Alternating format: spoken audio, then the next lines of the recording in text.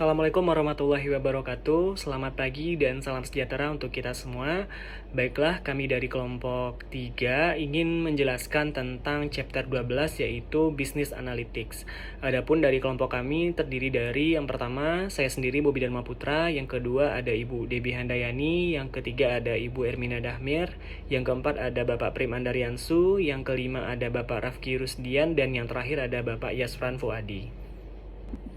Baik, untuk pertama sekali saya akan mencoba mempresentasikan hasil dari kelompok kami. Pembahasan yang pertama yaitu tentang penjelasan berbagai cara di mana teknologi informasi mendukung pengambilan keputusan. Pengambilan keputusan dilakukan oleh seorang manajer atau administrator. Kegiatan pembuatan keputusan tersebut meliputi pengidentifikasian masalah, pencarian alternatif, penyelesaian masalah, evaluasi daripada alternatif-alternatif tersebut, dan pemilihan alternatif keputusan yang terbaik. Kemampuan seorang pemimpin dalam membuat keputusan dapat ditingkatkan apabila ia mengetahui dan menguasai teori dan teknik pembuatan keputusan. Dengan peningkatan kemampuan pimpinan dan pembuatan keputusan, maka diharapkan dapat meningkatkan kualitas keputusan yang dibuatnya, sehingga akan meningkatkan efisiensi dan efektivitas kerja organisasi. Pembuatan keputusan diperlukan pada semua tahap kegiatan organisasi dan manajemen. Misalnya, dalam tahap perencanaan, diperlukan banyak kegiatan pembuatan keputusan. Sepanjang proses perencanaan tersebut, keputusan-keputusan yang dibuat dalam proses perencanaan ditunjukkan kepada pemilihan alternatif program dan prioritasnya. Dalam pembuatan keputusan, mencakup kegiatan identifikasi masalah, perumusan masalah, dan pemilihan alternatif keputusan berdasarkan perhitungan dan berbagai dampak yang mungkin timbul. Begitu juga dalam tahap implementasi atau operasional dalam suatu organisasi. Para manajer harus membuat banyak keputusan rutin dalam rangka mengendalikan usaha sesuai dengan rencana dan kondisi yang berlaku. Sedangkan dalam tahap pengawasan yang mencakup pemantauan, pemeriksaan, dan penilaian terhadap hasil pelaksanaan dilakukan untuk mengevaluasi pelaksanaan dari pembuatan keputusan yang telah dilakukan.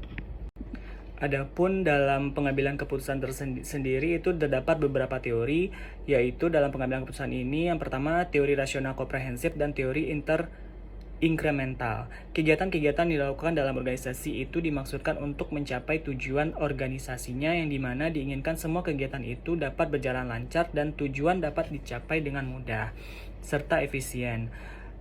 Dengan ditunjuknya teknologi informasi yang handal akan membantu manajemen dalam mengambil keputusan. Pembahasan yang kedua yaitu tentang berikan contoh berbagai cara organisasi untuk menggunakan intelijen bisnis atau bisnis intelijen.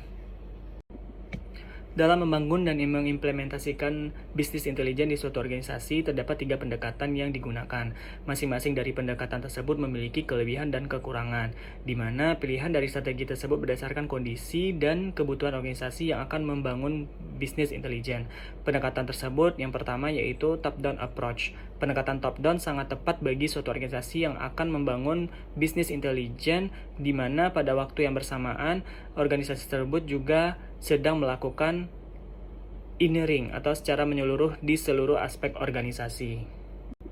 Selanjutnya yaitu bottom approach. Kebalikan dengan pendekatan sebelumnya, dalam pendekatan bottom up, bisnis intelijen yang akan disusun justru dari tingkat departemental atau departemental data warehouse, baru kemudian diintegrasikan menjadi data warehouse organisasi secara keseluruhan.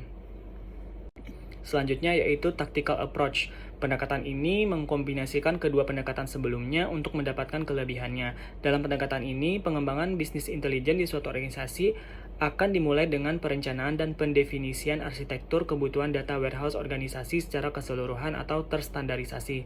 Baru kemudian akan dilakukan serangkaian pembuatan bisnis intelijen pada tiap departemen yang membutuhkan. Pembahasan selanjutnya yaitu penjelasan tentang nilai yang diberikan oleh aplikasi bisnis intelijen yang berbeda untuk bisnis besar dan kecil. Sebenarnya untuk nilai yang diberikan dari bisnis intelligence itu dari perusahaan besar dan perusahaan kecil itu hampir memiliki pemanfaatan yang hampir sama. Di semua lini perusahaan, apakah itu bagian keuangan, SDM, operasi, pemasaran, dan bagian akuntansi memerlukan akses ke data terkini yang andal setiap saat. Baik itu keperluannya untuk integrasi data atau ETL, penyimpanan data, data warehouse, penyiapan atau analisis data atau OLAP, dan penyajian data atau perencanaan serta pelaporan.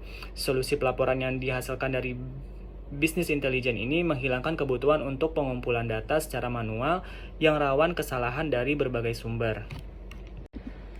Pembahasan selanjutnya yaitu tawarkan contoh bagaimana bisnis dan lembaga pemerintah dapat menggunakan berbagai aplikasi bisnis intelijen untuk menganalisis data. Pada zaman sekarang, istilah bisnis intelijen atau business intelligence atau BI telah menjadi istilah yang banyak digunakan dalam menjalankan sistem informasi di banyak perusahaan dan baik itu perusahaan pemerintah atau perusahaan swasta. Business intelligence menjelaskan pendekatan yang merujuk pada pengumpulan atau collecting, penyimpanan atau storing, memproses atau processing, menganalisis atau analysis, dan menyajikan atau presenting data perusahaan. Dalam beberapa tahun terakhir, business intelligence telah menjadi isu yang penting di kalangan perusahaan global berkaitan dengan penggunaan teknologi informasi atau information technology. Sebagian pengambilan keputusan penting dalam perusahaan dengan menggunakan sistem business intelligence. Perusahaan dimudahkan dalam pengumpulan data dan memproses informasi penting bisnis perusahaan. Tidak hanya pimpinan perusahaan dengan menggunakan business intelligence, karyawan juga akan dapat membuat keputusan yang lebih baik dan mencapai hasil yang dibutuhkan lebih cepat. Pembahasan selanjutnya yaitu jelaskan bagaimana universitas Anda dapat menggunakan CPM untuk memberikan solusi bagi dua masalah kampus. Corporate Performance Management adalah sistem yang menganalisis kinerja karyawan dan mengatasi masalah yang mereka hadapi. Performance management yang efektif dalam organisasi sangat penting untuk menggali potensi karyawan. Tujuan utama dari Corporate Performance Management adalah untuk meningkatkan keterampilan dan kompetensi karyawan sehingga mereka secara efisien mencapai tujuan perusahaan. Ini juga membantu pengembangan diri melalui bimbingan manajer dan pemimpin yang tepat. Ada 4 cara untuk membangun sistem performance management yang efisien. Yang pertama itu goal setting. Sasaran yang jelas bagi karyawan membantu mereka untuk meningkatkan kinerja dan meningkatkan hasil kinerja mereka. Dengan tujuan yang lebih pasti ditetapkan di depan, karyawan tahu persis apa yang harus mereka lakukan. Yang kedua yaitu 360 degree feedback. 360 degree feedback adalah sistem di mana karyawan mendapatkan umpan balik dari manajemen dan rekan kerja mereka. Skema semacam itu memungkinkan untuk mengajukan serangkaian pertanyaan acak kepada peninjau dan yang tanggapannya kemudian disimpan. Keuntungan memiliki sistem ini adalah memungkinkan karyawan untuk membuat rencana pengembangan yang ulasannya didapatkan melalui proses ini. Yang ketiga yaitu one-on-one meeting. Selalu penting untuk mengerti keadaan karyawan, apa yang mereka pikirkan tentang budaya perusahaan dan lingkungan cocok untuk pekerjaan mereka. Dan cara terbaik dan berdampak untuk memahami aspek-aspek tersebut adalah dengan melakukan pertemuan one-on-one. Hal ini dilakukan antara peninjau dan karyawan sehingga karyawan dapat menyarankan area untuk perbaikan dalam organisasi. Selanjutnya, yang keempat itu easy to use. Jika manajer memiliki sistem performance management yang mapan dalam organisasi tetapi cukup rumit untuk dipahami, maka itu dapat menimbulkan masalah.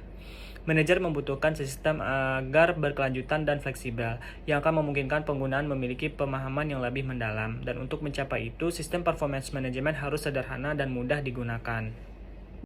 Selanjutnya yaitu tentang manajer dan pengambilan keputusan. Pengambilan keputusan dilakukan oleh seorang manajer atau administrator. Kegiatan pembuatan keputusan meliputi pengidentifikasian masalah, pencairan alternatif, penyelesaian masalah, evaluasi daripada alternatif-alternatif tersebut, dan pemilihan alternatif keputusan yang terbaik. Kemampuan seorang pemimpin dalam membuat keputusan dapat ditingkatkan apabila ia mengetahui dan menguasai teori dan teknik pembuatan keputusan. Dengan peningkatan kemampuan pemimpinan dalam membuat keputusan, maka diharapkan dapat meningkatkan kualitas keputusan yang dibuatnya, sehingga akan meningkatkan efisiensi dan efektivitas kerja organisasi.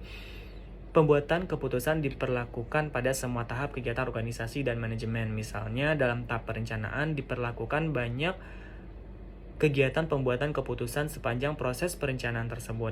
Keputusan-keputusan yang dibuat dalam proses perencanaan ditunjukkan kepada pemilihan alternatif program dan prioritasnya. Dalam pembuatan keputusan tersebut mencakup kegiatan identifikasi masalah, perumusan masalah, dan pemilihan alternatif keputusan berdasarkan perhitungan dan berbagai dampak yang mungkin timbul. Begitu juga dalam tahap implementasi atau operasional dalam suatu organisasi. Para manajer harus membuat banyak keputusan rutin dalam rangka mengendalikan usaha sesuai dengan rencana dan kondisi yang berlaku. Sedangkan dalam tahap pengawasan yang mencakup pemantauan, pemeriksaan, dan penilaian terhadap hasil pelaksanaan dilakukan untuk mengevaluasi pelaksanaan dari pembuatan keputusan yang telah dilakukan. Pembahasan selanjutnya yaitu tentang apa yaitu business intelligence. Business intelligence adalah sebuah profesi yang bertugas mengelola dan menganalisis data yang berkaitan dengan bisnis sehingga dapat membantu perusahaan menghasilkan keputusan yang tepat. Hasil akhir dari proses tersebut meliputi keputusan industri, gambaran keuntungan, strategi pemasaran yang tepat, dan pengambilan ketepatan lainnya. Proses pengelolaan dan pengumpulan data dilakukan oleh BI dengan bantuan bahasa pemrograman khusus. Umumnya bahasa yang digunakan dalam business intelligence adalah SQL atau R. Kemudian format yang digunakan untuk hasil akhir proses aplikasi business intelligence adalah berupa dashboard, table, report, dan grafik. Selanjutnya yaitu aplikasi business intelligence untuk analisis data. Ada beberapa aplikasi yang digunakan oleh business intelligence untuk menganalisis data, yaitu yang pertama aplikasi Oracle. Sistem business intelligence dari Oracle, Business Intelligence Standard Edition 1, ditunjukkan untuk kebutuhan perusahaan baru. Sebagai solusi lengkap, sistem BI dari Oracle ini dirancang untuk 5 hingga 50 pengguna. Fitur komprehensif seperti dashboard interaktif, analitik data, serta pelaporan dan data prediktif juga disertakan dalam perangkat lunak ini. Selanjutnya yaitu IBM. Produk IBM Cognos menyediakan solusi bisnis intelligence untuk perusahaan baru dengan fitur fungsi pelaporan, analisis, perencanaan, penganggaran, dan peramalan serta dashboard dan balance scorecard. Selanjutnya yaitu Microsoft. Dengan layanan pelaporan dan analisis, Microsoft menyediakan solusi business intelligence untuk banyak perusahaan. Solusinya menawarkan penyajian dalam laporan data, fungsi analisis komprehensif, akses cepat ke volume data yang besar, dan fungsionalitas ekstensif dalam perangkat lunak standar Microsoft. Selanjutnya yaitu SAP, adalah pemasok perangkat lunak asal Jerman yang telah menjadi pemimpin pasar di Jerman dan dunia selama bertahun-tahun. SAP Business Objects Edge menawarkan solusi bisnis intelligence yang komprehensif. Produk ini mencakup fitur untuk berbagai kebutuhan bisnis intelligence, antara lain untuk pencairan data, analitik data, dashboard, dan visualisasi, integrasi data, dan solusi data mart yang telah terkonfigurasi. SAP Business Object Edge Standar, SAP Business Object Edge dengan fitur seperti integrasi data, dan SAP Business Object Edge dengan fitur manajemen data. Pembahasan selanjutnya yaitu mengenai aplikasi Business Intelligence untuk mempresentasikan hasil. Ada beberapa aplikasi, yaitu yang pertama Google Data Studio. Google Data Studio adalah layanan gratis yang bisa digunakan untuk menampilkan hasil olahan data. Aplikasi Business Intelligence ini bisa berintegrasi dengan produk-produk Google lainnya, sehingga akan memudahkan proses pengerjaan. Sistem Business Intelligence pada Google Data Studio terbilang lengkap dan mudah untuk digunakan bahkan bagi Business Intelligence pemula. Aplikasi selanjutnya yaitu Domo. Salah satu software yang terkenal dari aplikasi Business Intelligence adalah Domo. Aplikasi ini banyak dipilih karena fitur-fiturnya dan kemudahan akses yang dimilikinya. Software ini dapat memudahkan pengelolaan data menjadi dashboard yang menarik sehingga lebih mudah dipahami. Selanjutnya itu aplikasi Power Business Intelligence atau Power BI. Adalah software milik Microsoft yang dikhususkan untuk memudahkan pengguna dalam mengelola dan menampilkan data dalam bentuk grafik. Software ini memiliki 3 jenis konsep yang digunakan dalam mengoptimalkan pekerjaan, yaitu dashboard, report, dan dataset. Setiap fitur yang ditawarkan memiliki kelebihan masing-masing. Selanjutnya yaitu intelijen bisnis dalam tindakan atau manajemen kinerja perusahaan. Business Intelligence merupakan kerangka kerja konseptual untuk mendukung keputusan bisnis. Business Intelligence menggabungkan arsitektur, basis data atau data warehouse, tool analisis, dan aplikasi. Business Intelligence dalam kaitannya manajemen support terhadap data terstruktur dan data tidak terstruktur merupakan proses mengintegrasikan dan menyatukan komponen-komponen untuk menangani data pada Business Intelligence. Pengambilan keputusan secara universal didefinisikan sebagai pemilihan di antara berbagai alternatif. Pengertian ini mencakup baik pembuatan pilihan maupun pemecahan masalah. Pengambilan keputusan yang rasional sangat diperlukan bagi setiap organisasi, di mana para manajer dituntut melakukan suatu tindakan yang lebih rasional dalam menghadapi setiap masalah yang ada. Oleh karena itu, Business Intelligence ini sangat berhubungan dengan manajemen dalam meningkatkan kinerja perusahaan. Mungkin hanya itu yang dapat saya sampaikan. Selanjutnya akan disampaikan oleh rekan saya, Ibu Debbie Handayani. Kepada Ibu Debbie Handayani, kami persilakan. Assalamualaikum warahmatullahi wabarakatuh. Saya Debbie Handayani akan melanjutkan presentasi dari kelompok 3. Untuk kasus pembukanya yaitu mengembangkan smart cities melalui analisis. Apa itu smart city? Smart City itu adalah penerapan konsep kota cerdas dengan pemanfaatan teknologi informasi dan komunikasi untuk mewujudkan pelayanan masyarakat yang lebih baik. Nah, masalahnya, urgensi mewujudkan kota cerdas di kota-kota di Indonesia sudah sepatutnya menjadi perhatian serius, mengingat kota-kota besar menjadi magnet urbanisasi. Permasalahan akut masyarakat urban seperti pertumbuhan konsentrasi penduduk yang tinggi tidak diikuti dengan kecepatan yang sebanding dengan perkembangan industrialisasi.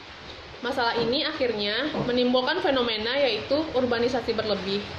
Urbanisasi berlebih tidak hanya akan menimbulkan masalah di kota tujuan, namun juga di desa yang ditinggalkan, seperti meningkatnya angka kemiskinan dan kawasan kumuh, serta urban crime.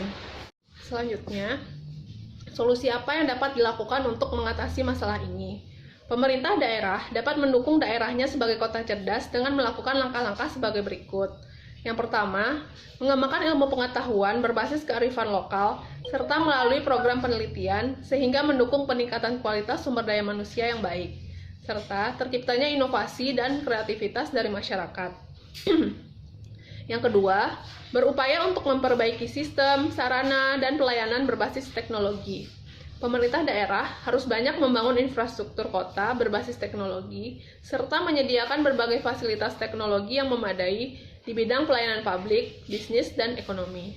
Terakhir, yang ketiga, terus berupaya meningkatkan kualitas sumber daya manusia dan meningkatkan peran serta masyarakat dalam menciptakan daerah sebagai kota cerdas. Selanjutnya, yaitu adalah hasil. Konsep kota cerdas atau smart city yang menjadi isu besar di kota-kota besar di seluruh dunia, mendorong peran aktif dan partisipasi masyarakat dalam pengelolaan kota, menggunakan pendekatan citizen-centric, sehingga terjadi interaksi yang lebih dinamis dan erat antara warga dengan penyedia layanan. Dalam hal ini adalah pemerintah daerah. Diperlukan kesamaan paradigma mengenai kota cerdas sesungguhnya. Selain dibutuhkannya regulasi langsung terkait kota cerdas, dibutuhkan juga kerjasama yang baik di antara berbagai pihak yang benar-benar mau mengedepankan kota cerdas sebagai sebuah bentuk pelayanan publik kepada masyarakat. Selanjutnya, apa yang dipelajari dari kasus ini? Yaitu untuk mewujudkan smart cities, tidak hanya mengedepankan infrastrukturnya saja, namun juga dari segala aspek dan dukungan semua pihak. Selanjutnya yaitu kasus mengenai Analytics Help Farmers, yaitu kasus di mana analisis ini dapat digunakan untuk membantu di bidang industri pertanian. Analisis data adalah bagian penting untuk meningkatkan operasi bisnis di setiap industri, termasuk di industri pertanian. Sebuah organisasi dapat memanfaatkan analisis data untuk meningkatkan pengambilan keputusan. Berikut ada 4 manfaat dari analisis data di bidang industri pertanian. Yang pertama, meningkatkan inovasi dan produktivitas. Contohnya aja dengan manfaat teknologi, termasuk sensor tanah, traktor yang dilengkapi GPS, serta adanya pelacakan cuaca. Yang kedua, pemahaman yang lebih besar tentang tantangan lingkungan. Nah, contohnya seperti adanya pelacakan cuaca. Cuaca yang tidak menentu, yang badai hebat, angin kencang, dan perubahan perilaku serangga karena cuaca merupakan faktor lingkungan yang mempengaruhi rantai pasokan agribisnis.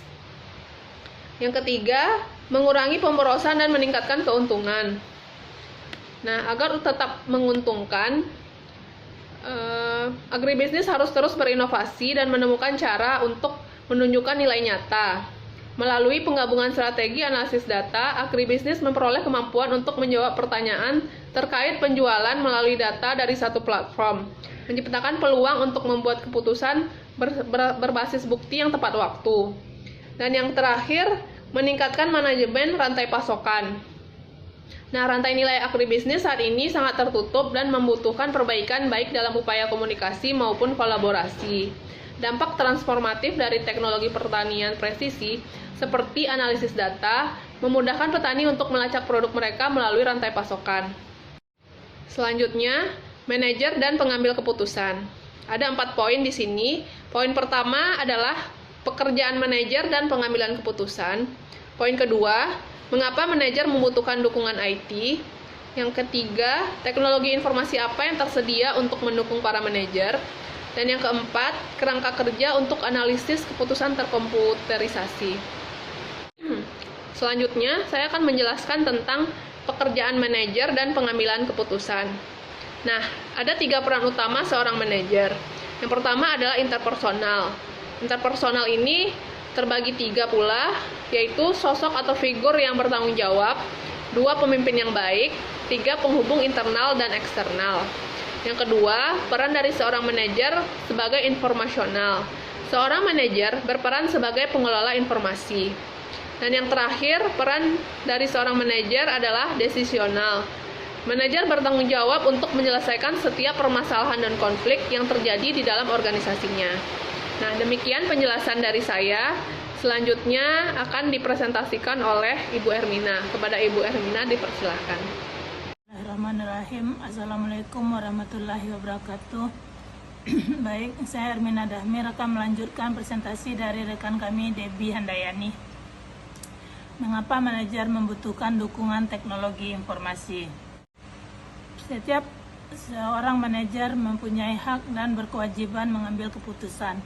Pengambilan keputusan rasional. Situasi terbaik dalam memanfaatkan pertimbangan rasional. Masalah yang terstruktur apabila data terpercaya tersedia untuk analisis, tersedia contoh untuk memahami kondisi sejenis. Adapun kelebihan dan kekurangan dari pengambilan keputusan rasional adalah sebagai berikut. Kelebihannya, metode yang teruji dan mapan, fokus pada pengumpulan data dan kriteria yang ditetapkan, mengurangi subjektivitas, efisien tergantung teknologi yang diterapkan, yang umum digunakan konsep dasar BCR atau benefit cost ratio, dan probabilitas yang hasilnya adalah kepuasan atau optimasi atau maksimasi.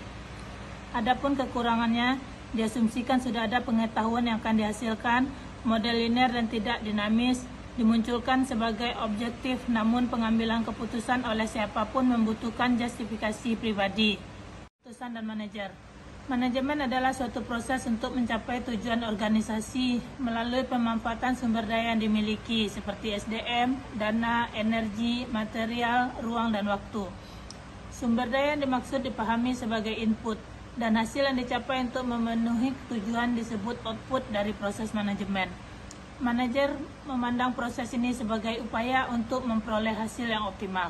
Kategori pekerjaan manajer. Yang pertama, peran interpersonal, figur sebagai kepala, pemimpin, dan penghubung. Yang kedua, peran informasional sebagai monitor, desiminator, dan juru bicara. Yang ketiga, peran keputusan. Manajer sebagai entrepreneur, menangani kekacauan, pengatur alokasi, sumber daya, dan negosiator. 4 tipe model umum pengambilan keputusan. Yang pertama, Isonic Scale Model, yaitu penyederhanaan dari model abstrak, replika fisik dari sebuah sistem, biasanya berdasarkan perbedaan skala dibandingkan aslinya. Yang kedua, Analog Model, berlawanan dengan model ikonik, tidak mirip dengan sistem yang real tetapi mempunyai perilaku yang mirip. Yang ketiga, Mathematic atau Quantitative Model, yaitu hubungan yang kompleks dari banyak sistem umumnya tidak dapat sepenuhnya terwakili. Untuk dapat mengabstraksikannya diperlukan pemanfaatan model-model matematis. Yang keempat, model mental models, yaitu memberikan gambaran subjektivitas bagaimana seseorang memikirkan tentang suatu situasi. Model pengambilan keputusan manajerial. Ada model teknologi informasi rasional, yaitu kerangka perspektif bagaimana suatu keputusan diambil dengan asumsi bahwa pengambil keputusan memiliki informasi akurat yang lengkap. Yang kedua, model keputusan perilaku atau behavioral decision. Tidak seperti model teknologi informasi, model keputusan perilaku ini memahami adanya keterbatasan manusia yang mempunyai keputusan rasional sulit untuk dicapai. Hambatan dalam membuat keputusan. Kekuatan kali ego menghasilkan kelemahan. Adapun beberapa kekuatan seperti confident atau percaya diri, quickness atau kecepatan, sharp-wit atau bijak, determination atau tekad, dedikasi, komitmen, perseverance atau tekun, dan persuasif. Dan beberapa ego seperti sense of infallibility atau tidak merasa bersalah, overhastiness terlalu terburu-buru, abrasiveness pembawaan kasar, inflexibility, workaholic, intoleransi, resistant to change atau kaku, serta manipulasi. Apa yang membuat keputusan manajer berkualitas? Kewaspadaan dapat meningkatkan kualitas keputusan. Kewaspadaan yang dimaksud di sini adalah adanya perhatian terhadap prosedur pengambilan keputusan yang benar. Strategi pengambilan keputusan manajerial. 1. Strategi optimum, memutuskan memilih alternatif solusi terbaik dari sejumlah alternatif. Strategi kepuasan, memutuskan memilih solusi yang telah memenuhi persyaratan minimum. Strategi kuasi kepuasan, menggunakan bobot daripada menghitung satu persatu faktor atau variabel penentu. Pengambilan keputusan kelompok mempunyai kelebihan dan kekurangan. Adapun kelebihannya seperti berbagi pengalaman dan keahlian dari beberapa individu, lebih banyak data, informasi, dan pengetahuan yang terakumulasi, masalah dipandang dari berbagai sektor, lebih banyak anggota yang dapat memperoleh kepuasan, lebih banyak dapat diterima dan sepakat dengan keputusan yang diambil. Kekurangannya seperti butuh waktu lebih banyak, ada dominasi minoritas, ada kecenderungan kompromi, ada kecenderungan anggota grup lebih terkonsentrasi pada kepentingan individual dari tujuan kelompok, tidak terhindar dari tekanan sosial, ada kecenderungan lebih sebagai kelompok pemikir. Pedoman pengambilan keputusan. Jaga komitmen dalam proses pengambilan keputusan. Memanfaatkan komitmen ini dan biarkan data atau informasi yang terpercaya, bukan emosi yang mengarahkan keputusan. Dapatkan asupan dari staf, khususnya berkaitan dengan permasalahan kerja yang bersangkutan sebelum membuat keputusan kunci. Hindari sebisa mungkin pola pengambilan keputusan top down. Yakin terhadap keputusan kelompok pengambil keputusan dalam organisasi. Baik, itu presentasi dari kami. Selanjutnya akan disampaikan oleh Bapak Prim Andariansu. Terima kasih. Assalamualaikum warahmatullahi wabarakatuh. Baik, Bapak Ibu, untuk slide selanjutnya akan saya jelaskan mengenai struktur masalah. Pengertian dari struktur masalah merupakan suatu instrumen yang digunakan untuk mengidentifikasi akar masalah maupun sebab akibat dari suatu permasalahan yang sangat dibutuhkan dalam perumusan rekomendasi dari berbagai masalah, yaitu mana yang menjadi suatu masalah, masalah ikutan, masalah utama, dampak langsung ataupun dampak ikutan dari masalah tersebut. Nah, dalam hal ini pemecahan suatu masalah tersebut dalam sistem informasi manajemen dibagi menjadi 3 tipe. Tipe yang pertama merupakan masalah terstruktur, tipe kedua masalah semi terstruktur, dan tipe ketiga yaitu masalah tidak terstruktur. Nah, penjelasan untuk masing-masing tipe masalah tersebut adalah yang pertama, mengenai masalah terstruktur. Masalah ini merupakan masalah yang umumnya biasa terjadi. Dan yang kedua, informasi dari masalah tersebut jelas dan bagaimana penyelesaiannya pun jelas. Nah, masalah terstruktur ini merupakan masalah rutin dan sering berulang biasanya terjadi. Contohnya yaitu pemberian cuti, penutupan rekening bank, itu sudah jelas prosedur dalam penyelesaian dari masalah-masalah tersebut. Yang kedua, masalah semi terstruktur. Masalah semi terstruktur ini biasanya merupakan masalah yang terjadi antara masalah terstruktur dan masalah yang tidak terstruktur. Biasanya bisa merupakan sebuah masalah rutin, tapi solusi untuk masalah rutin tersebut tidak dapat dilakukan. Jadi dalam arti kata, bisa saja masalah yang dihadapi ini adalah masalah yang sering terjadi atau masalah rutin dalam suatu perusahaan, tetapi prosedur standar dalam penyelesaian masalah tersebut tidak dapat digunakan untuk penyelesaian masalah tersebut. Nah, selanjutnya masalah yang tidak terstruktur. Masalah yang tidak terstruktur di sini merupakan suatu masalah yang tidak jelas solusinya, masalah yang jarang terjadi di suatu perusahaan, penanganan penyelesaiannya begitu rumit, dan masalah ini masih tidak jelas atau kabur dan cukup kompleks. Contohnya keputusan merger, pengembangan jenis usaha, dan lain sebagainya. Slide selanjutnya tentang sifat keputusan. Dalam hal ini terdapat 3 kategori dari keputusan manajerial. Yang pertama, keputusan strategis, yang kedua keputusan manajerial, dan yang ketiga keputusan taktis. Untuk keputusan strategis, biasanya berkaitan dengan gambaran besar bisnis perusahaan. Selanjutnya, fokus kepada lingkungan eksternal dan biasanya berorientasi kepada masa depan. Contohnya dari keputusan-keputusan strategis ini meliputi bisnis apa yang sedang Anda jalankan, apa visi dan misi dari bisnis yang Anda jalankan, kemana arah bisnis yang akan Anda jalankan, dan bagaimana bisnis Anda ini dapat bersaing dengan pesaing-pesaing yang ada di lingkungan eksternal. Yang kedua, keputusan manajerial. Keputusan manajerial ini biasanya memastikan pekerjaan yang ada di perusahaan terstruktur dan sistematis dan melibatkan proses atau prosedur operasional perusahaan. Biasanya keputusan manajerial ini meliputi bagaimana sebuah perusahaan menggunakan sumber daya keuangannya, bagaimana perusahaan dapat melayani pelanggan, bagaimana prosedur dari perusahaan Anda dalam melaksanakan suatu kegiatan. Contohnya bagaimana quality control yang dilaksanakan dalam suatu perusahaan, itu termasuk kepada keputusan manajerial. Yang ketiga, keputusan taktis.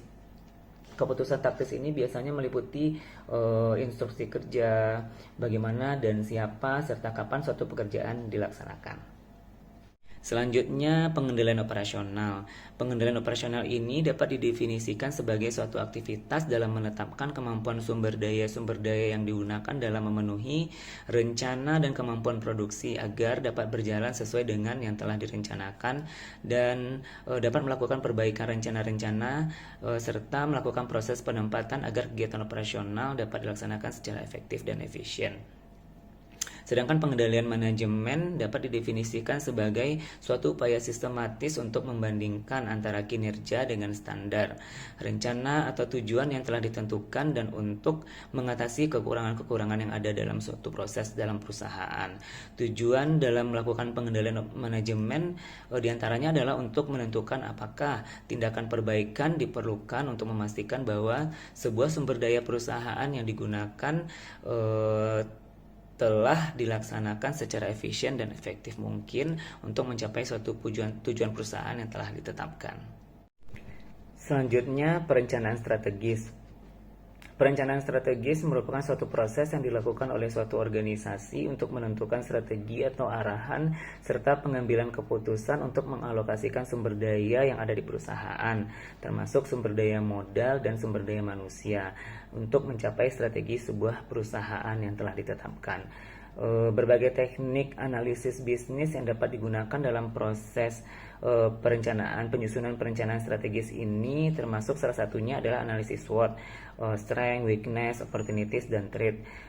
Juga terdapat beberapa metode analisis lainnya seperti PEST atau PES, Political, Economic, Social, dan Technological, atau analisis TIR, Socio-Cultural, Teknologi, Economic, Ecological, dan Regulatory. Jadi perencanaan strategis ini juga dapat dikatakan sebuah proses dalam mendokumentasikan dan menetapkan arahan bisnis dari sebuah perusahaan dengan menilai di mana posisi sebuah perusahaan berada dan arah tujuan perusahaan kemana akan dibawa nantinya.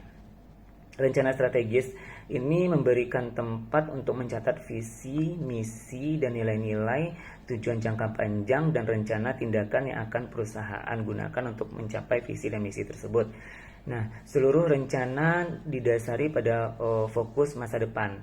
Dengan begitu, sebuah perusahaan dapat menerapkan cara terbaik untuk menghadapi sebuah peluang dan tantangan yang ada di masa depan. Rencana strategis juga digunakan untuk menilai serta menyesuaikan arah perusahaan nantinya dalam menanggapi perubahan lingkungan bisnis yang terjadi. Selanjutnya, tentang bisnis intelijen. Bisnis intelijen ini merupakan sebuah arsitektur dan kumpulan operasional yang terintegrasi sebaik aplikasi pendukung keputusan dan database yang menyediakan akses yang mudah bagi komunikasi bisnis ke data bisnis, atau dapat dikatakan sebuah profesi yang bertugas mengolah dan menganalisis data yang berkaitan dengan bisnis sehingga dapat membantu perusahaan dalam menghasilkan suatu keputusan yang tepat. Hasil akhir dari proses tersebut meliputi sebuah kebutuhan industri, gambaran keuntungan, strategi pemasaran yang tepat, dan pengambilan keputusan serta ketetapan-ketetapan lainnya. Bisnis intelijen ini dapat dikatakan sebagai salah satu aspek yang akan membantu sebuah perusahaan dalam menentukan strategi pemasaran berdasarkan data-data pasar yang tersedia. Nah, kumpulan data tersebut akan diolah oleh seorang business intelligence dengan menggunakan metode, tool, dan software yang sesuai. Dilihat dari tugasnya, intelijen bisnis ini adalah merupakan suatu hal yang sangat penting, namun tidak sedikit industri yang belum mengenali dan memahami tentang kebutuhan dan kepentingan suatu bisnis intelijen dalam proses pemasaran sebuah perusahaan. Keberadaan dan manfaat bisnis intelijen adalah hal yang sangat penting di sebuah perusahaan. Seorang bisnis intelijen akan mampu bertugas dalam merencanakan, mengelola data, dan memberikan hasil akhir berupa informasi yang mudah dipahami oleh stakeholder pada bisnisnya, sehingga dapat memberikan suatu keputusan yang tepat dalam melaksanakan aktivitas atau rencana sebuah perusahaan dalam orientasi masa depan. Ruang lingkup dari bisnis intelijen ini adalah manajemen data, diantaranya data integrasi, data quality, data warehouse, master data management, data lake, dan report data visualisasi. Misalnya dalam bentuk sebuah dashboard yang dapat menyatakan informasi-informasi atas ke arah mana suatu perusahaan dapat melakukan proses pemasaran di masa depan dalam rangka pengambilan keputusan manajemen yang lebih tepat untuk menghadapi tantangan dan lingkungan bisnis yang selalu berubah di masa depan. Selanjutnya, pengembangan dari aplikasi bisnis intelijen. Dewasa ini sudah banyak beberapa pilihan aplikasi dari bisnis intelijen yang sudah banyak digunakan, baik itu dapat digunakan oleh pemula. Di antaranya yaitu yang pertama, aplikasi Google Studio. Google Data Studio ini merupakan sebuah layanan gratis yang bisa digunakan untuk menampilkan hasil olahan data. Aplikasi dari Google Studio ini dapat berinteraksi dengan produk-produk Google lainnya, sehingga akan memudahkan proses pengerjaan bagi seorang bisnis intelijen. Sistem bisnis intelijen pada Google Data Studio terbilang lengkap dan mudah untuk digunakan bahkan bagi seorang pemula. Dan yang kedua, aplikasi Domo. Aplikasi Domo ini merupakan salah satu software yang terkenal dari aplikasi bisnis intelijen. Aplikasi ini banyak fitur-fiturnya dan kemudahan akses yang dimilikinya. Software ini dapat memudahkan pengolahan data menjadi dashboard yang menarik sehingga lebih mudah dipahami oleh para pengguna. Yang ketiga, aplikasi Tableau. Aplikasi Tableau merupakan suatu software bisnis intelijen yang cukup unggul dalam tampilan dashboard yang dapat disusun secara interaktif. Data yang Anda olah akan ditampilkan ke dalam berbagai bentuk jenis view sesuai dengan yang diinginkan oleh para penggunanya. Umumnya software ini digunakan untuk data yang membutuhkan implementasi dan kepentingan user sebagaimana prioritas utama layanan dari aplikasi ini. Dan yang keempat, aplikasi Power Business Intelligence. Aplikasi Power Business Intelligence ini merupakan aplikasi pengembangan yang dimiliki oleh Microsoft yang dikhususkan untuk memudahkan pengguna dalam mengolah data dan menampilkan data dalam bentuk grafik. Biasanya software ini memiliki 3 jenis konsep yang digunakan untuk mengoptimalkan pekerjaan, yaitu dashboard, yang kedua report, dan yang ketiga dataset. Setiap fitur yang ditawarkan memiliki kelebihan-kelebihannya masing-masing. Nah, dukungan bisnis intelijen dalam transformasi operasional dari sebuah organisasi atau perusahaan yaitu menjelaskan suatu konsep serta metode untuk meningkatkan kualitas dalam pengambilan keputusan bisnis yang didasarkan kepada sistem berbasis data. Karena dalam hal ini bisnis intelijen menyediakan kumpulan data mentah di mana data tersebut dapat diubah menjadi sebuah informasi yang sangat penting dalam pengambilan keputusan sebuah perusahaan, sehingga bisnis intelijen akan mampu memberikan dukungan dalam transformasi organisasi ke depannya dalam menghadapi perubahan lingkungan bisnis yang selalu berubah dan tantangan bisnis di masa depan. Selanjutnya, manfaat sebuah bisnis intelijen dalam mendukung transformasi sebuah organisasi atau perusahaan. Bisnis intelijen sebagaimana kita ketahui bergerak berdasarkan data atau berbasis data. Dalam hal ini dewasa ini data merupakan suatu hal yang penting, sangat penting, dan bahkan dapat dikatakan data merupakan hal yang mahal dan tidak gampang atau tidak mudah untuk didapatkan.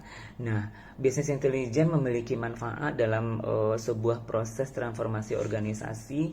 Di antaranya manfaat-manfaat tersebut yaitu dapat mengintegrasikan data dan informasi sehingga meningkatkan nilai dari suatu data dan informasi tersebut sesuai dengan informasi-informasi serta data yang dibutuhkan oleh perusahaan. Yang kedua, adanya kemudahan akses dan mudah dipahami atas data yang disediakan atau diberikan atau informasi yang diberikan oleh business intelligence sehingga memudahkan sebuah perusahaan dalam pengambilan atau kesimpulan kondisi bisnis yang terjadi.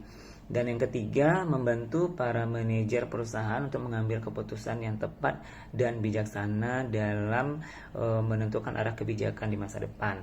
Yang keempat, membantu pengambilan keputusan bagi manajemen atau pimpinan unsur-unsur pimpinan perusahaan pada saat kondisi kritis sebuah perusahaan. Yang kelima, memudahkan pengukuran kinerja perusahaan dengan menggunakan metode KPI, Key Performance Indicator. Nah, data ini dapat dijadikan sebagai dasar dalam pembuatan KPI setiap pegawai sehingga lebih mudah diatur dan diukur kinerja masing-masing pegawai. Yang keenam, menunjukkan KPI secara cepat, tepat, dan mudah. Jadi, Business Intelligence juga membantu dalam penyusunan KPI serta pengukuran KPI tersebut bagi pegawai-pegawai yang ada dalam perusahaan.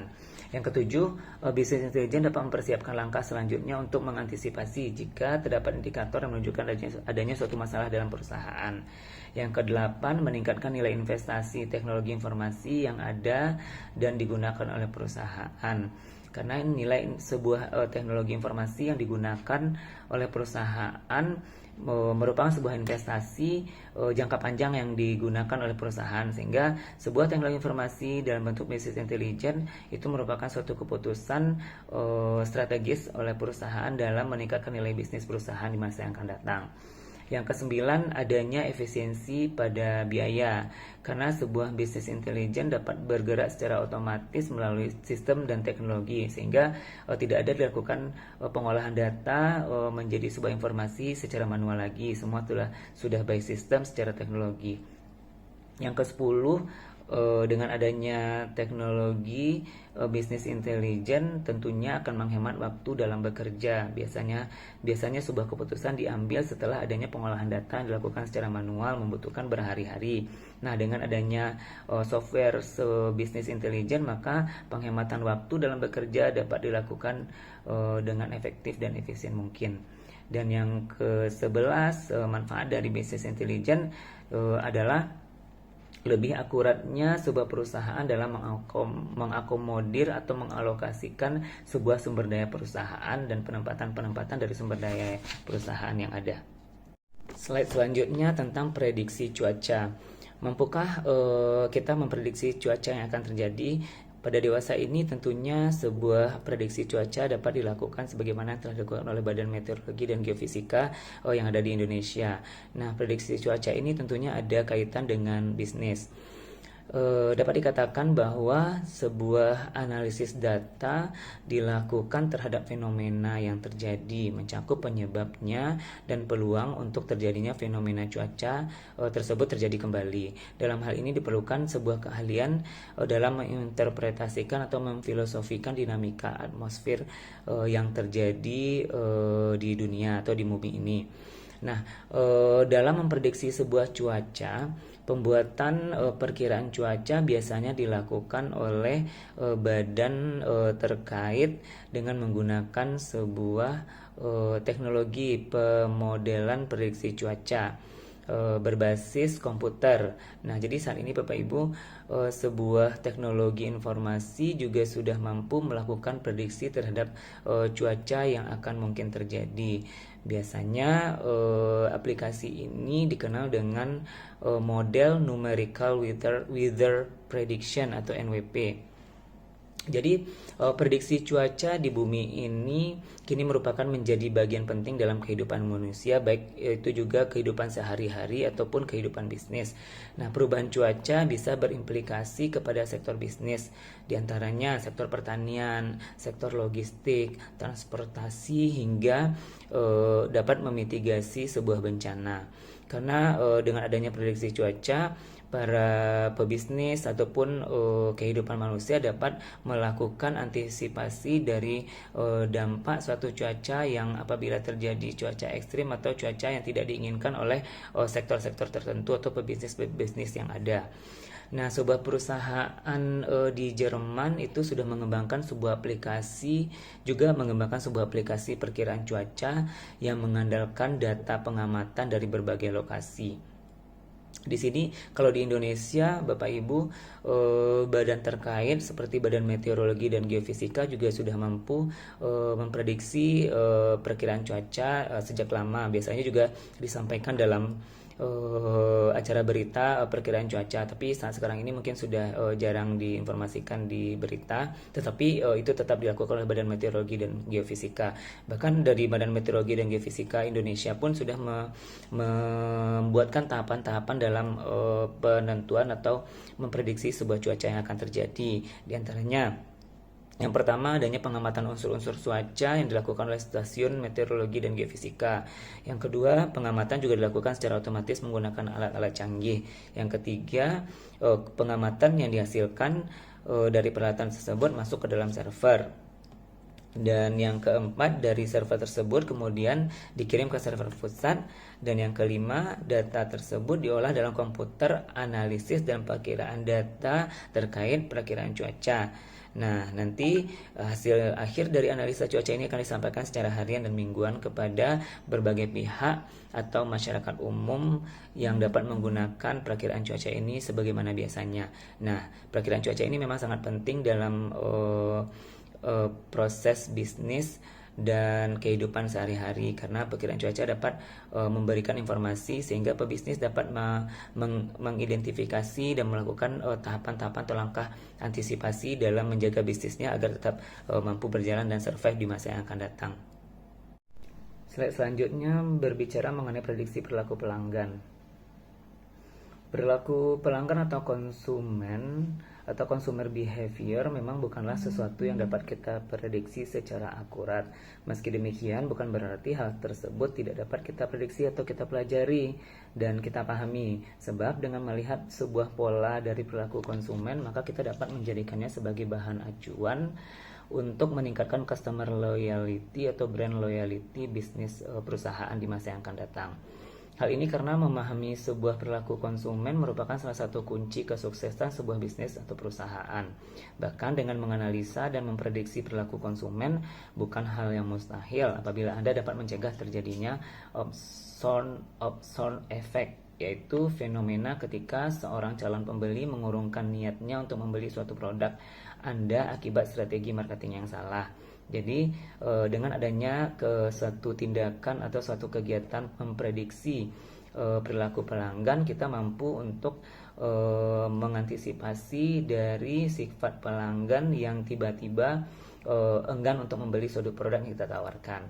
Nah, sebelum menganalisa sebuah pola atau perilaku konsumen, dalam membuat prediksi perilaku konsumen terlebih dahulu kita harus mengetahui faktor-faktor apa saja yang bisa mempengaruhi dalam perilaku konsumen tersebut. Nah, dalam beberapa artikel yang saya baca itu sudah terdapat beberapa yang sudah memprediksi perilaku konsumen di tahun 2022. Di antaranya yang pertama, konsumen itu pada tahun 2022 akan mengarah kepada 5 perilaku. Yang pertama, konsumen menginginkan produk yang dapat memberikan kebahagiaan dan kenyamanan. Yang kedua, menurut artikel tersebut, konsumen masih menjadikan transaksi digital sebagai pilihan utama. Yang ketiga, konsumen hanya belanja pada saat benar-benar konsumen tersebut membutuhkan barang. Yang keempat, konsumen lebih menginginkan kebutuhan-kebutuhan untuk bepergian yang semakin meningkat. Jadi bepergian, berliburan itu pada tahun 2002 cukup meningkat. Mungkin ini juga merupakan efek dari adanya pembatasan-pembatasan terjadi pada saat pandemi COVID-19. Dan yang kelima, perilaku konsumen yang diprediksi oleh beberapa artikel tersebut di tahun 2022 adalah gaya hidup yang lebih fleksibel. Jadi dengan adanya prediksi dari perilaku konsumen ini, sebuah perusahaan dapat memprediksi atau mengambil langkah-langkah dalam strategi pemasaran dan pengembangan produk di masa yang akan datang.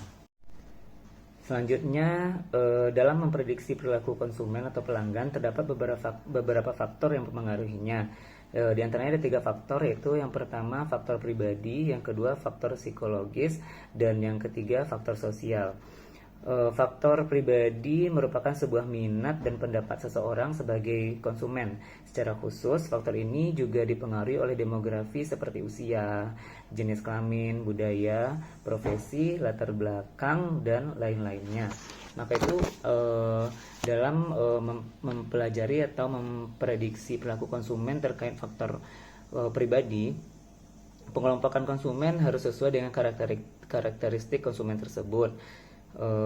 Artinya strategi yang terbagi menjadi 3 tahapan dalam memprediksi melalui faktor pribadi ini, diantaranya strategi segmentasi, targeting, dan positioning.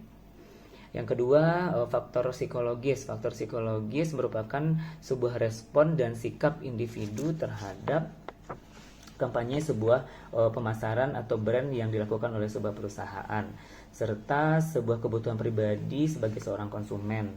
Jadi jika strategi marketing Anda kurang berhasil, bisa jadi ada karena kesalahan dalam kampanye yang dilakukan oleh perusahaan. Kampanye pemasaran yang dilakukan oleh sebuah perusahaan merupakan strategi dalam mempromosikan suatu aspek tertentu dari bisnis yang Anda lakukan. Namun terkadang kegagalan dalam pemasaran tersebut juga terjadi karena kebutuhan konsumen. Bisa jadi produk yang Anda tawarkan tidak terlalu banyak diminati oleh mayoritas konsumen, atau mungkin ada yang salah dalam penargetan pasar yang Anda lakukan. Yang ketiga yaitu faktor sosial. Faktor sosial ini meliputi pengaruh lingkungan, pengaruh media sosial, kelas sosial, pendapatan, tingkat pendidikan, dan lain-lainnya. Oleh sebab itu penting bagi Anda atau perusahaan untuk melakukan sebuah riset pasar sebelum melakukan pengembangan produk atau launching produk yang Anda produksi. Maka dengan adanya perkiraan atau dalam memprediksi perilaku konsumen tersebut, perusahaan akan mampu meluncurkan suatu produk atau mengembangkan suatu produk yang nantinya akan diterima oleh pasar atau konsumen, sehingga produk-produk yang Anda ciptakan itu laku di pasaran. Baik Bapak Ibu, sekian penjelasan slide dari saya, dan selanjutnya akan dilanjutkan oleh rekan saya. Terima kasih. Assalamualaikum warahmatullahi wabarakatuh. Baik Ibu Bapak, sekarang giliran saya menyampaikan presentasi mendapat tugas dari slide 16 sampai slide 20. Pada slide 16 yaitu tentang Business Intelligence Application for Data Analysis. Multidimensional Analysis or Online Analytical Processing atau OLAP, aka Multidimensional Analysis, dalam statistik, ekonometrika, dan bidang terkait. Analisis multidimensi atau MDA adalah proses analisis data yang mengelompokkan data ke dalam 2 kategori, dimensi data dan pengukuran. Online Analytical Processing atau disingkat OLAP adalah sebuah pendekatan secara cepat dan menyediakan jawaban-jawaban terhadap query analitik yang multidimensi di dalam alam. Contoh, manajer di IKEA ingin mengetahui data transaksi bulanan dalam 3 bulan terakhir. Data mining. Data mining adalah proses penggalian data untuk menemukan pola-pola penting yang bisa menjadi informasi bermanfaat, khususnya bagi pemilik bisnis. Contohnya seperti menemukan pola perilaku konsumen dari kumpulan data konsumen pada periode waktu tertentu. Decision Support System (DSS) atau sistem pendukung keputusan adalah bagian dari sistem informasi berbasis komputer, termasuk sistem berbasis pengetahuan, manajemen pengetahuan yang dipakai untuk mendukung pengambilan keputusan dalam suatu organisasi atau perusahaan. Data mining is used in retailing and sales, retail dan penjualan, banking, perbankan, manufacturing and production, pabrik, insurance atau asuransi, police work, kepolisian, healthcare, kesehatan, dan marketing, pemasaran. Decision Support System atau DSS. 1. Sensitivity Analysis Analisis sensitivitas merupakan analisis yang dilakukan untuk mengetahui akibat dari perubahan parameter-parameter produksi terhadap perubahan kinerja sistem produksi dalam menghasilkan keuntungan. 2. What if analysis. Sedangkan what if analysis adalah sebuah model yang bertujuan untuk menjawab pertanyaan apa yang terjadi pada keluaran jika ada perubahan pada masukan. Jika perubahan pada masukan yang dilakukan tidak terlalu signifikan, maka hal itu dapat disebut juga sebagai sensitivity analysis, yaitu seberapa sensitifnya keluaran terhadap perubahan kecil yang terjadi. Goal seeking analysis. Goal seek adalah analisis untuk mendapatkan hasil yang kita inginkan dengan cara mengubah salah satu parameter data. Fungsi goal seek. 1. Goal seek digunakan untuk mendapatkan nilai input yang harus diberikan untuk mendapatkan hasil yang diinginkan dari suatu rumus. 2. Melihat hubungan sebab dan akibat di antara suatu variabel input dan hasil dari sebuah rumus. 3. Mencoba beberapa skenario untuk mengoptimalkan hasil dan input dari suatu rumus. Secara singkatnya, fitur goal seek ini berguna jika mau menganalisis variabel-variabel yang ada di dalam rumus. Variabel yang disebutkan di sini sendiri haruslah bersifat kuantitatif. Analytics helps to reduce injuries to rugby players. Mereka mengumpulkan data dengan dua cara. 1. Tim ilmuwan mencatat setiap peristiwa yang melibatkan pemain tabrakan, lompatan, tendangan, dan sprint. 2. Pemain memakai perangkat pemantau kecil selama permainan dan latihan yang mengukur intensitas aktivitas mereka dan mengirimkan data secara nirkabel ke sistem komputer. Setelah tim mengumpulkan informasi rinci, diharapkan dapat mengantisipasi ketika setiap pemain kelelahan karena lebih rentan terhadap cedera. Dengan begitu, pelatih dapat mengeluarkan pemain dari permainan atau mengurangi intensitas latihan atau kebugaran mereka sebelum mereka cedera. Mereka juga akan dapat mengelola pemulihan pemain dari cedera dengan lebih baik. Tujuan akhirnya adalah tidak ada seorang pun yang mencapai kondisi yang dapat membuat mereka cedera. Mereka memakai software dari IBM, SPSS Modeler. Business Intelligence Application for Presenting Result. Beberapa contoh aplikasi Business Intelligence: Kontak.com, SAP Business Objects, MicroStrategy, Yellowfin Business Intelligence, Zoho Analytics, Oracle Business Intelligence, dan lain-lain. Dashboard. Ibu bapak, dari gambar tampilan di layar itu bisa dilihat bahwa tampilan tersebut merupakan dashboard dari Business Intelligence yang sudah disebutkan sebelumnya, seperti Kontak.com, SAP Business Objects, MicroStrategy, Yellowfin Business Intelligence, Zoho Analytics, serta Oracle Business Intelligence. Data Visualization Technologies.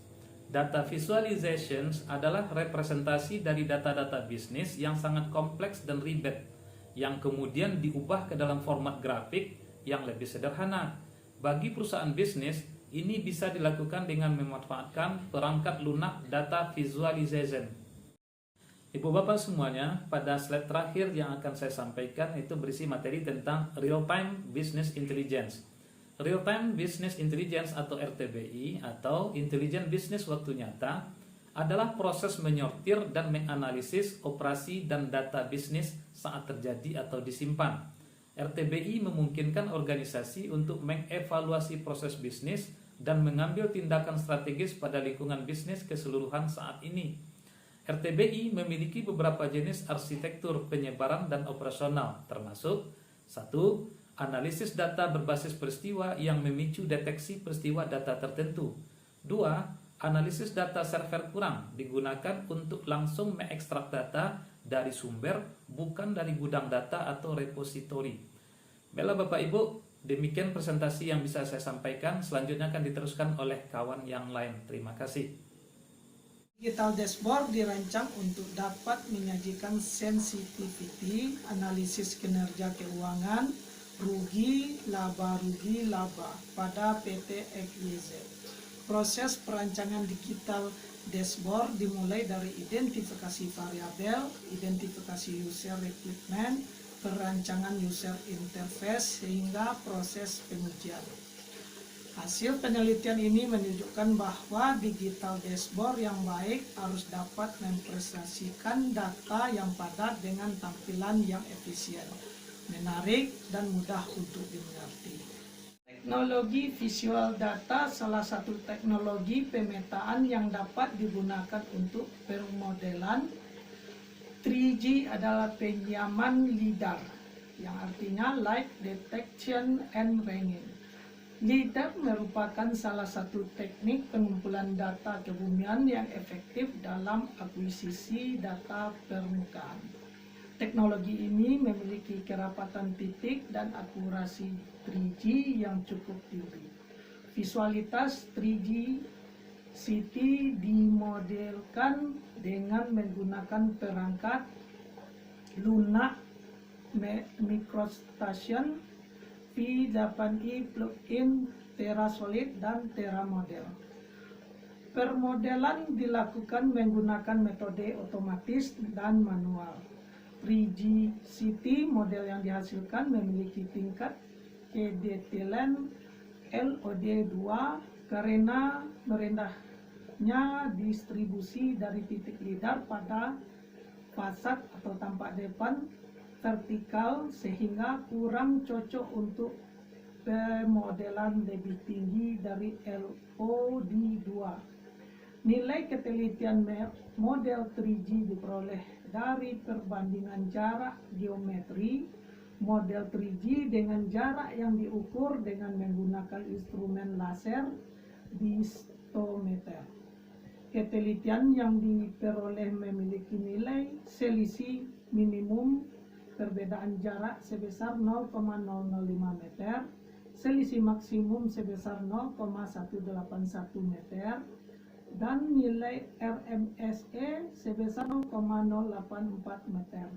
Hasil tersebut memperlihatkan bahwa pembuatan 3G CT model menggunakan data LiDAR efektif karena menghasilkan tingkat ketelitian yang cukup tinggi. Manajemen kinerja perusahaan, total quality management dalam kurung TQM adalah sebuah konsep manajemen yang memfokuskan pada usaha kolektif semua manajer dan karyawan untuk memenuhi kepuasan customer dengan perbaikan berkelanjutan di berbagai bidang. Untuk mengantisipasi perubahan-perubahan lingkungan, organisasi yang cepat dan dinamis, praktek manajemen kinerja baru dilakukan penyesuaian melalui perbaikan yang berkelanjutan yang tanpa mengenal lelah dan tidak mempunyai akhir. Model manajemen kinerja yang terdiri dari 4 tahap. Yang pertama perencanaan, kedua implementasi, ketiga refleksi, dan yang terakhir kompensasi. Dapat digunakan untuk perbaikan berkelanjutan. Manajemen dan supervisor bersama semua karyawan akan menggunakan praktek manajemen kinerja sebagai alat untuk memberikan kontribusi terhadap penentuan bentuk dan tujuan organisasi yang baru yang dinamis. Penutupan kasus Departemen Kepolisian Santa Cruz. Penyebab terjadinya masalah para pemuda Timor Leste yang melakukan perlawanan bawah tanah sudah kadung menyiapkan sambutan atas kunjungan Portugal. Namun gerakan clandestin mereka ternyata diketahui intelijen Indonesia. Mereka yang membuat spanduk penyambutan delegasi Portugal di Gereja Montel Dili diawasi terus gerak-geriknya oleh TNI.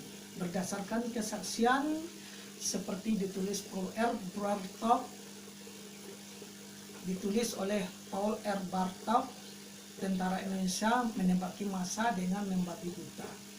Diikuti perondongan senapan otomatis selama beberapa menit. Tentara Indonesia menembak ke tengah kerumunan dan membuat para aktivis pro kemerdekaan tertembak. Pada 25 Januari 2026, pada 25 Januari 2006, Washington Post pernah melaporkan hasil penelitian Komisi Penerimaan Kebenaran dan Rekonsiliasi Timur Timur.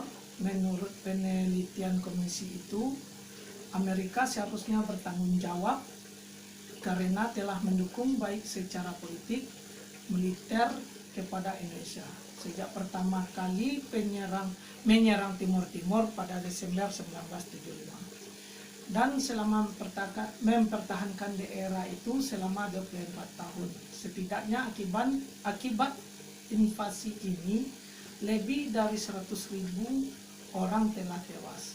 Demikian yang dapat kami sampaikan dari kelompok 3.